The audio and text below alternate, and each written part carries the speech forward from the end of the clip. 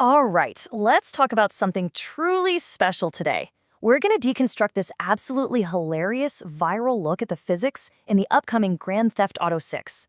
We are going to break down moment by chaotic moment how just taking a simple walk in a game can spiral into pure, beautiful madness. Okay, let's get into it. And the title of this thing? GTA 6 Physics Be Like. I mean, that tells you everything you need to know right there. This isn't some technical analysis, it's a meme. It sets the stage perfectly. We all know we're about to see the game's logic go completely hilariously off the rails. And really, this is where it all begins, isn't it? The goal is so simple. You finally load up this game you've been waiting years for, and what's the first thing you want to do? You just want to walk down the street, see how it feels. But as you're about to see, the game has other ideas. So here we go. Let's set the stage for Act 1, a simple walk. This is where our hero begins their journey with, the purest intentions. See? Our player is just an explorer here. They're not looking for a fight, they're not trying to cause trouble, they're just trying to get a feel for this brand new world. It's that moment of pure curiosity every single gamer has, when they just want to see how things react. And this slide, this is basically the entire story right here. On the left, a totally normal expectation. On the right, absolute citywide pandemonium. It's that huge gap between what you want to do and what the game lets you do that makes it so funny. This is the core of our little 5-minute comedy of errors. And now we get to the moment it all starts. The first domino, the tiny little nudge that kicks off a cascade of absolute madness. You can just hear the disbelief in this quote, can't you? I barely touched it. This is that classic, quintessential Grand Theft Auto moment, where the tiniest, most insignificant thing you do results in the most insane and hilarious reaction from the world. And look how fast it all falls apart. A tiny bump, right? That bump makes a car roll, which causes a huge pileup, which then makes every single person on the street start screaming and running for their lives. Each step kind of makes sense, but the sheer speed and scale of it all, that's what makes it so good. It's a perfect storm of physics and AI. And the player's reaction here just says it all. The people in the game, the NPCs, they don't just react, they overreact on a biblical scale.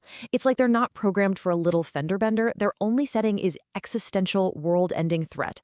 It just adds this whole other layer of absurdity to everything. So at this point, it's not just a physics glitch anymore. Oh no. The entire world seems to be actively turning against our player. Which brings us to our next part.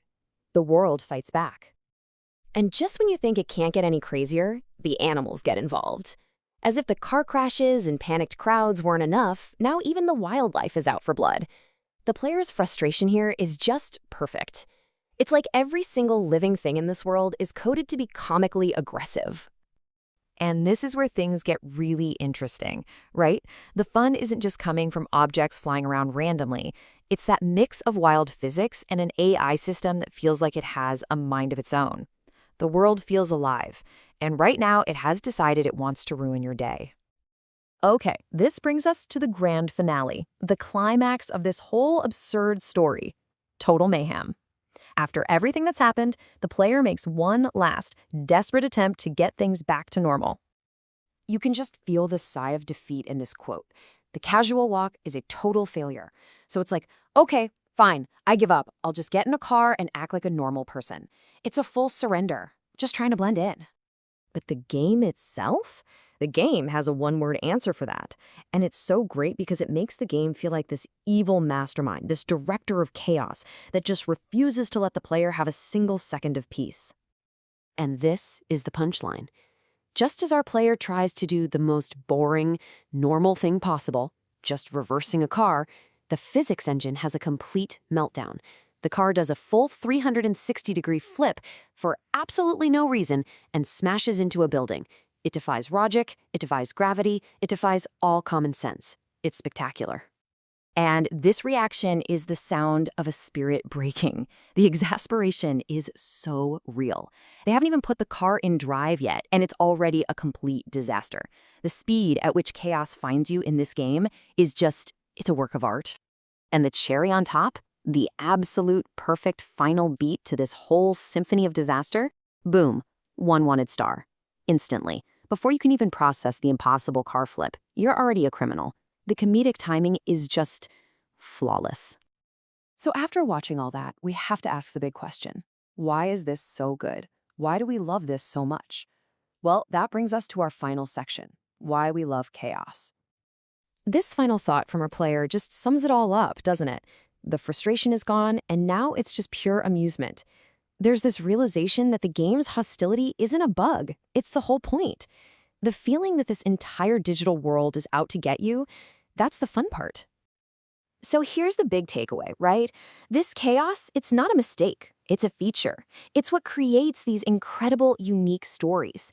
No two players will ever have this exact same thing happen to them. It makes the game totally unpredictable and exciting. And of course, it creates these perfect, bite-sized moments that are made to go viral. This isn't broken design, it's brilliant. And that kind of leaves us with one final thought to chew on. As games get more and more realistic, more polished, is it these moments of pure, unscripted chaos that we're actually going to remember the most? Maybe the goal isn't to build a perfect world, but to build a perfectly entertaining one.